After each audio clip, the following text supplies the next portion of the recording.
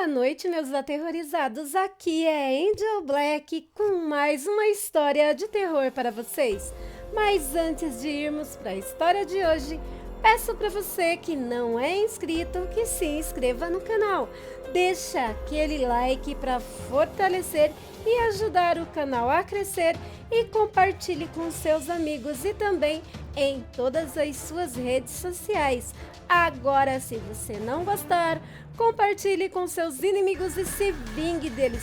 Também não deixem de estar ativando todas as notificações do canal, tocando o sininho das notificações. Só assim você receberá o conteúdo do canal assim que ele chegar no YouTube. Gente, no final do vídeo eu vou estar mandando beijo para os inscritos que pediram, tá bom? E sem mais delongas, né? Vamos para a história de hoje? História, conto ou relato? Vocês decidem se acreditam ou não. Lembrando que eu, Angel Black, acredito sim e muito no sobrenatural. A história de hoje é a segunda parte da série Artemis, entre bruxas, vampiros, lobisomens e um mundo sobrenatural. Parte 2, Sombras em Nova Orleans. Finalzinho do capítulo anterior.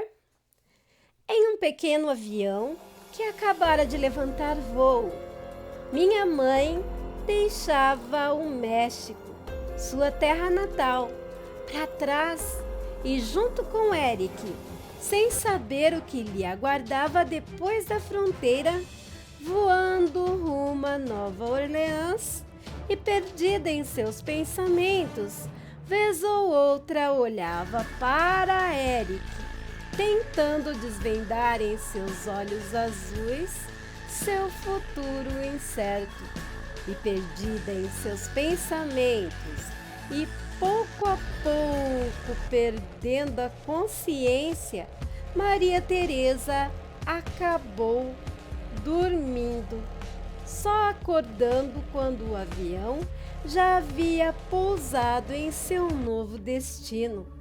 Ela então sentiu uma mão retirando suas madeixas negras e brilhantes de seu rosto.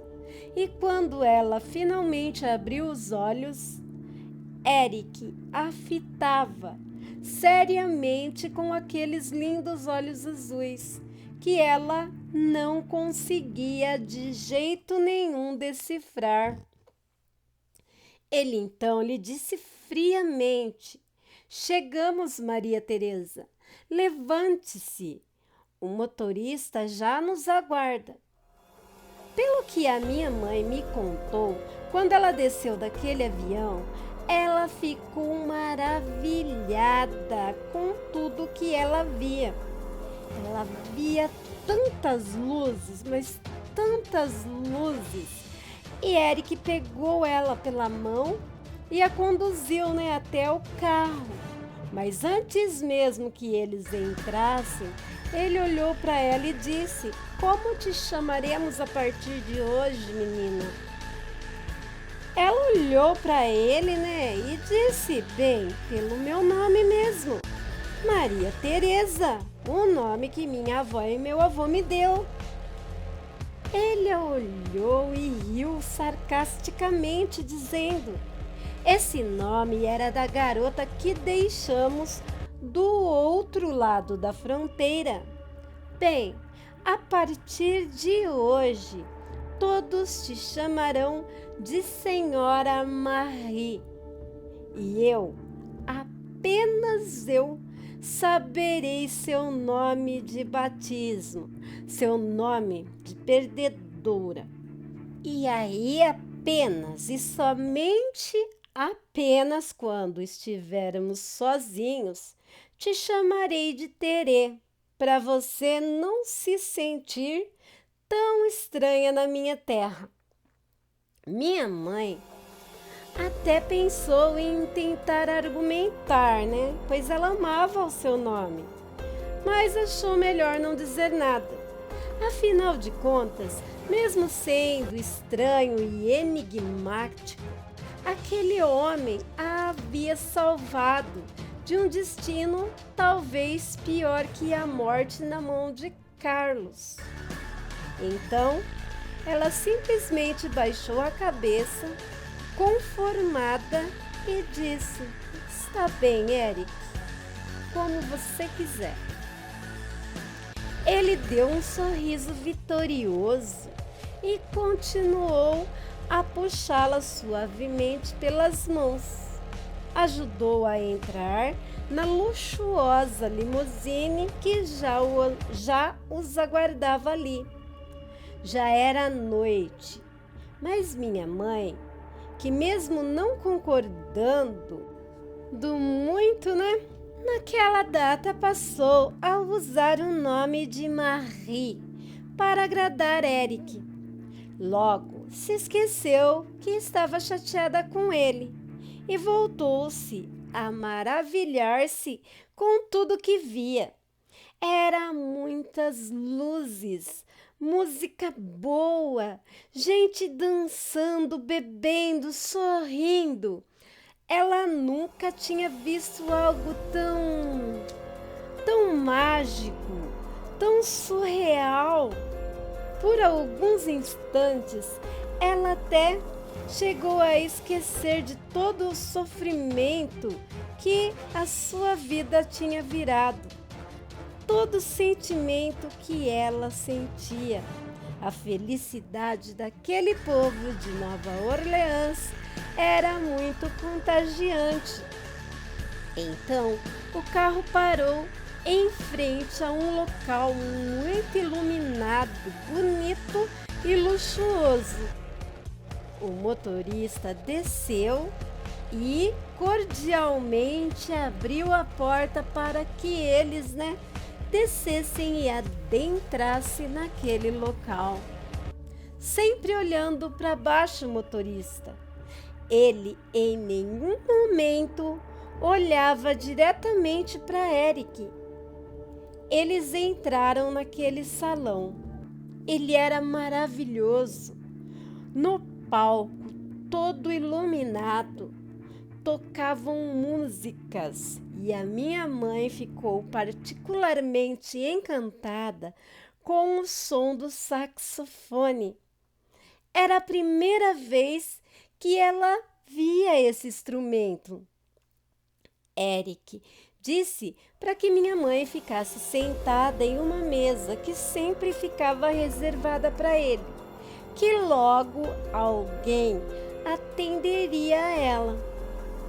Ela ficou meio assustada, pois não falava a língua, ou melhor dizendo, o idioma do lugar. Ela nunca aprendeu inglês.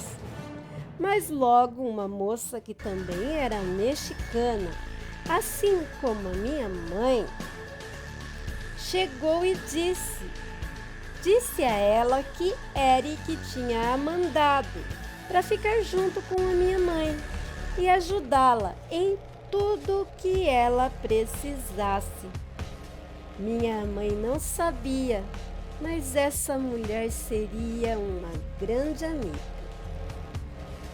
Voltando ao assunto, Eric mandou que ela ajudasse minha mãe em tudo que minha mãe precisasse aquela noite, até que ele retornasse, E sumiu no meio da multidão. Ele não disse nada para minha mãe, não disse aonde iria, quando voltaria, apenas se foi. Ninguém o questionava, apenas obedeciam suas ordens e não o encaravam de jeito nenhum. Sempre o atendiam prontamente, de cabeça baixa, de um tipo tão submisso, que a minha mãe começou a achar aquilo muito estranho. Ela perguntou o nome da moça que ficou ali com ela. A moça lhe respondeu que o nome dela não era importante, ela não era ninguém. O importante mesmo é que ela estava ali apenas para servir a minha mãe no que ela precisasse. Minha mãe percebeu que ela parecia estar muito temerosa com algo ou alguém. Ela então, minha mãe, pediu para a moça, pediu um suco e algo para ela comer. A moça então chamou um garçom e pediu, fez o pedido da minha mãe. Minha mãe, olhando que ela não pediu nada para ela, mandou que ela pegasse algo para ela também, que ela se recusava a comer sozinha e não aceitava um não como resposta. Aí, a moça, mesmo que envergonhada ou meio desconfortável, pediu. Minha mãe então começou a chamar a moça de Selena, pois ela disse que a moça parecia muito ter esse nome. A moça arregalou os olhos, olhando para minha mãe, de um jeito assim enigmático, tipo fazendo perguntas só com o olhar, mas logo desconversou. Então as duas mudaram o rumo daquela prosa. Logo, um rapaz, mais ou menos de uns 18 anos, um pouco alterado pela bebida, se aproximou da mesa onde as duas moças estavam, sentadas conversando, tomando suco. Ele se sentou sem nenhuma cerimônia junto com elas na mesa e começou a elogiar os atributos físicos femininos da minha mãe, que não entendia nada, nenhuma palavra sequer do que aquele rapaz falava. Mas mesmo sem entender, ela via um medo profundo no olhar da moça que estava com ela, que tentava em vão fazer com que o rapaz saísse da mesa delas. Mas o rapaz se negava a sair e ainda começou a pegar nos cachos do cabelo da minha mãe. E ela dizia, em espanhol, para o rapaz parar. E ele continuava importunando ela. Não porque ele não entendesse o que ela falava, porque a moça que estava ali com ela traduzia para o rapaz. Dizia que a moça não estava gostando, não estava interessada naquele tipo de bajulação, se é que pode chamar aquele atrevimento de bajulação, e que também ela não estava disponível, e que ele saísse dali o mais rápido possível, antes que fosse tarde demais. Sabendo que minha mãe não entendia nada o que eles estavam falando, ela só foi saber depois que aprendeu a língua. Voltando, para o relato. Mas o rapaz apenas ria delas, com um ar de deboche, de superioridade, até que então, sem fazer nenhum ruído, Eric chegou e colocou as mãos sobre a mesa e começou a bater com os dedos. Sem fazer cerimônia, ele olhou para o rapaz fixamente, sem dizer nenhuma palavra sequer. A moça, que estava sentada na mesa com a minha mãe, baixou a cabeça, sem dizer nenhuma palavra sequer. Ela apenas tremia, e uma lágrima, pequena e silenciosa, rolou de seu olho, caindo em seu rosto. Quando o rapaz que estava importunando a minha mãe viu Eric, até o efeito da bebida passou. O rapaz, que antes estava arrogante e debochado, caiu de joelhos e começou a chorar desesperadamente. Dava para ver o pavor tomar conta do semblante dele. Ele pôs as duas mãos sobre os olhos, tampando-os em pânico, e implorava clemência para Eric. Minha mãe não entendia o idioma, como eu disse, mas compreendia exatamente o que estava acontecendo ali. Eric se ajoelhou ao lado do moço, como se fosse uma pessoa terna, compreensiva, e começou a afagar os cabelos do rapaz e disse com uma voz muito calma, para que o rapaz se acalmasse, que estava tudo bem. E o rapaz foi, se acalmando, e aos poucos ele tirou as mãos dos olhos e os abriu. Assim que o rapaz abriu os olhos, Eric pegou suavemente o queixo do rapaz, ergueu o seu rosto e olhou fixamente com os seus olhos azuis dentro dos olhos do rapaz. Deu um sorriso torto, maquiavélico, mostrando aqueles dentes branquíssimos, branquíssimos, branquíssimos.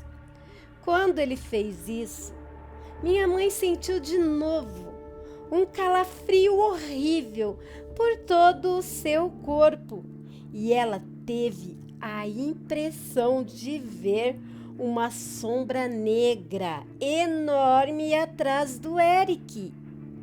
Aí ela piscou os olhos assim e ficou com eles fechados por um instante.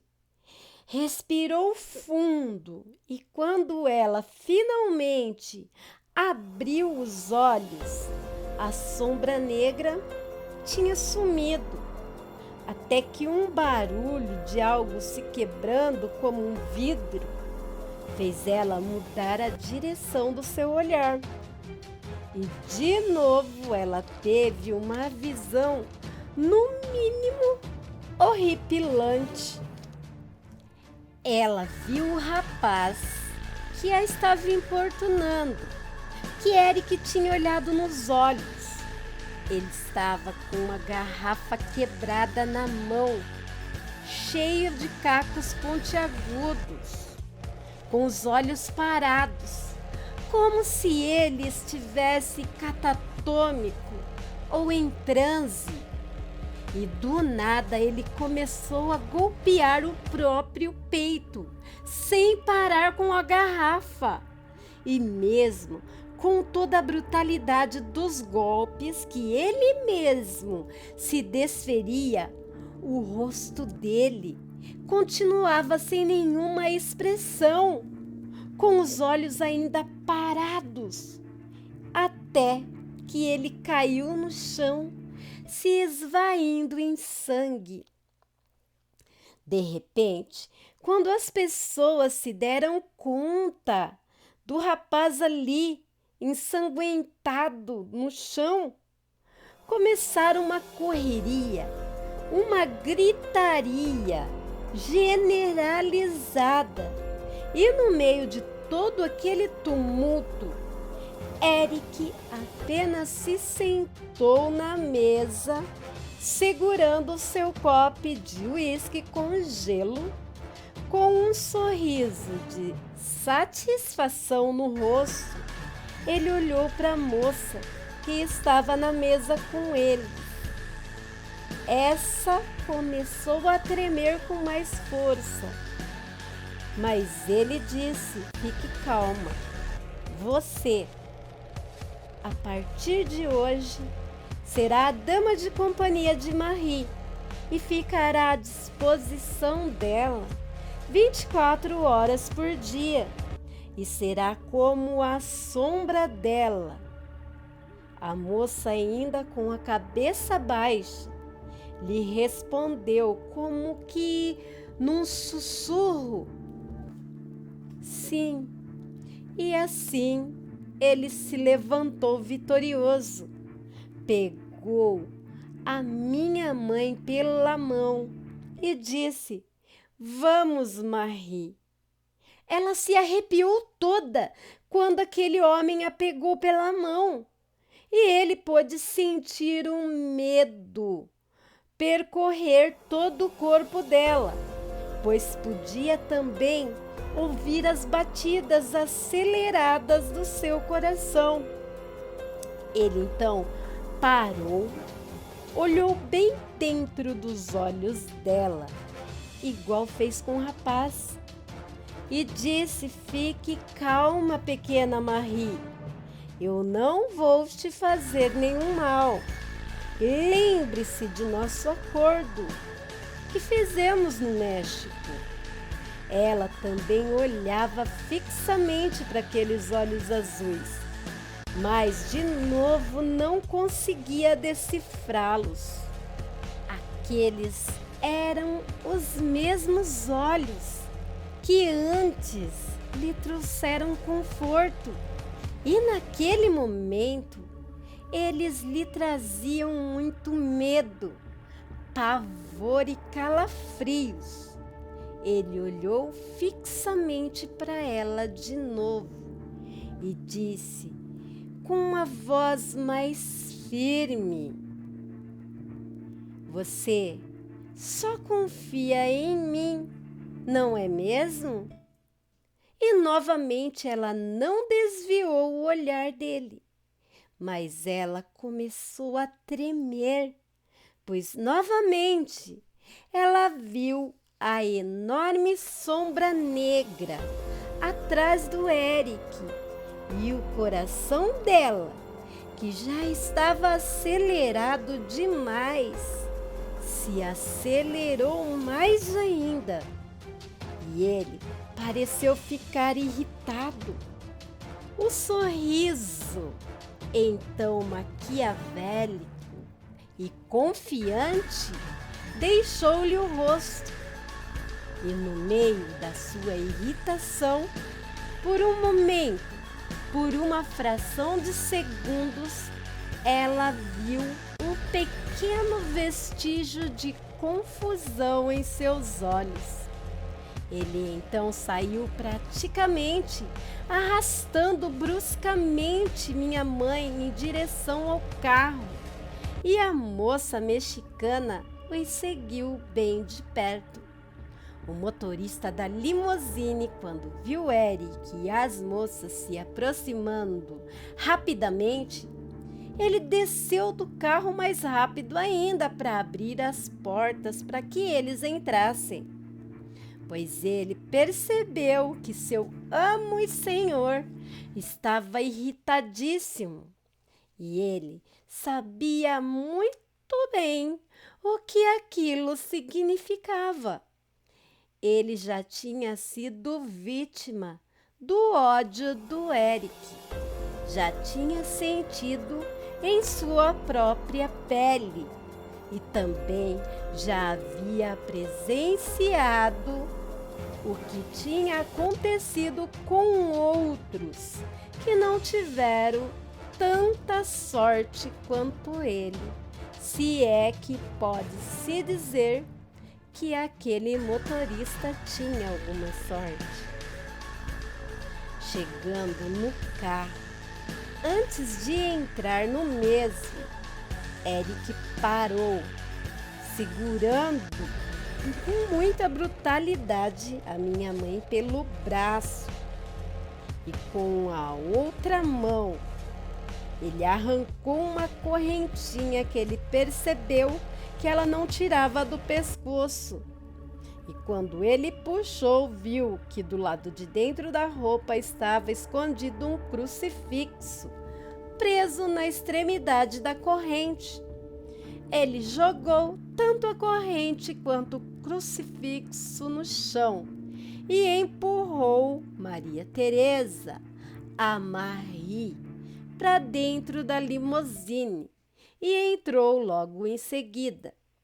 A outra moça deu a volta e se sentou no banco do passageiro, ao lado do motorista, pois, ela não se achava digna de sentar no mesmo lugar que Eric. E logo o motorista tomou seu assento e seguiu o caminho nas tumultuadas e barulhentas ruas de Nova Orleans. Eric estava mudo, com seus olhos com um brilho diferente. Os olhos azuis, que antes eram inexpressivos, queimavam como duas chamas azuis flamejantes, que fizeram minha mãe começar a questionar, a duvidar do seu futuro ao lado daquele homem. Se é que aquilo era mesmo um homem. Nem mesmo a beleza das milhares de luzes da cidade clareava a mente dela, pois toda a magia daquele lugar encantado havia se acabado, pois naquele momento ela tentava disfarçar com todas as suas forças o pânico que estava sentindo, pois mesmo não estando olhando diretamente na direção, por sua visão periférica, ela via aquela sombra negra, enorme, seguindo a limusine onde eles estavam. Ela também começou a ver outras sombras menores, mas muitas, por todas as ruas que passavam no caminho que faziam no meio das ruas de Nova Orleans para seguir ao próximo destino. Destino esse que mudaria totalmente o rumo da vida de Maria Teresa. Próximo capítulo de Artemis, entre bruxa, vampiros e lobisomens. E o mundo sobrenatural, parte 3. A casa das sombras e dos espíritos. E a passagem para o umbral. Meus aterrorizados, e a história tá se complicando, hein? Cada vez acontecendo coisas mais misteriosas e interessantes e muito sobrenaturais. Eu, particularmente, estou gostando muito de contar essa história para vocês, mas eu quero ouvir a opinião de vocês, pois é a opinião de vocês que importa para mim, pois é para vocês e por vocês que faço o meu trabalho com todo o amor e carinho do mundo, tá bom? Deixem seus comentários no vídeo, dizendo a sua opinião. Lembrando de manter o respeito quando for comentar. Como eu sempre digo, todos nós temos o direito de não acreditar, mas sim temos o dever de respeitar. Bom, sei que todos os meus inscritos gostam do mundo sobrenatural. E quem passar e não gostar, passa reto e deixa a gente aqui, não é verdade? Meus amores, se vocês estão gostando dessa série, olha que a Artemis nem nasceu ainda e já tá complicando pra caramba a história da mãe dela. Então, deixa seu like. Se você está gostando, deixa seu like, pois o seu like vai fazer o YouTube entender que vocês estão gostando da história, estão gostando do conteúdo e vai mandar para mais pessoas e o nosso canal vai crescer bastante. E também peço para você compartilhar nos seus grupos, com amigo, com inimigo. Se você não gostar, compartilha. Assim você vai estar ajudando a nossa família a aumentar e muito. E com nossa família maior, mais conteúdo chegará em minhas mãos. E nós poderemos usufruir de muito mais histórias, contos e relatos sobrenaturais. Tá bom, gente? Agora eu vou mandar beijos para alguns inscritos que pediram no comentário. Fazia tempo que ninguém pedia. Vou mandar um salve do fundo do meu coração e com todo o meu carinho para Maria Nilza da Silva, do Espírito Santo. Beijo, querida. E Cristiano Martins, salve para você também, amigo. Também quero mandar um salve para todos vocês, meus inscritos do canal. Mandar milhões de beijos para vocês, tá bom, gente? Também quero estar aqui pedindo para você que passou uma experiência com o sobrenatural, que mande o seu relato para o e-mail do canal. Ó, rimou! E você que já ouviu histórias mirabolantes da sua mãe, da sua avó, da sua tia, do seu vizinho, história de seres sobrenaturais, não importa o que seja. Manda também para o e-mail do canal. E você que escreve aquele conto de arrepiar todos os cabelos da espinha, manda também. Vai ser uma honra compartilhar seu conto, seu relato, sua história com todos os aterrorizados, tá bom? Bem, agora quero falar para vocês, meus amores, que logo teremos outra live. Vão preparando os assuntos aí pra gente conversar bastante, tá bom? E agora eu quero agradecer a todos os canais parceiros que dão aquela força, sabe? Nessa aventura louca que é o YouTube, ajudando a gente a crescer cada dia mais, degrau por degrau. Também quero agradecer a todos os grupos e páginas do Facebook que ajudam na divulgação do trabalho do canal. Também quero pedir para vocês que levem um pouquinho desse amor, desse carinho que vocês me dão aqui lá para a página Angel Black Contos de Terror do Facebook, tá? E logo também o Instagram, que eu vou estar deixando, não nesse vídeo, mas no próximo, na descrição, o Instagram da Sonja Vermelha, que logo vai ser uma realidade, tá bom? Aí poderemos nos falar por meio de directs, tá bom? Bom, meus amores, vou parando por aqui já, mas deixando com vocês um pedaço muito especial do meu coração, tá bom?